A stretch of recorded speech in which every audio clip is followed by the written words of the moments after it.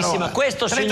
Questo signore dice, parla, non arriveremo mai all'autonomia. Non confondetevi. Noi dall'autonomia non avremo nulla. Autonomia vuol dire chiedere a un potere che evidentemente ha tutti i titoli per decidere lui in esclusiva. Noi vogliamo l'indipendenza. Autonomia e indipendenza non sono neanche parenti, neanche sorelle, non c'è nulla in comune. L'autonomia è quello che decide lo Stato. Se alzi la testa ti dà un po' di più, se abbassi la testa o sei debole ti toglie tutto. L'indipendenza è una cosa diversa, che si conquista con la forza, con il sacrificio, con l'azione politica. Se tutti i veneti avessero votato in favore dell'indipendenza veneta, io fossi il governatore del Veneto, di 9, ecco, invece la regione. Purtroppo Salvini è venuto nel Padovano e ha detto: se votate Zaia in 6 mesi andate a votare per l'indipendenza. Auguri. Forza Alessio, la Lega sta tremando, ma non so. Ma no, ha il potere, chi ha il potere non trema mai. L'indipendenza veneta fa paura, il nostro progetto è inarrestabile.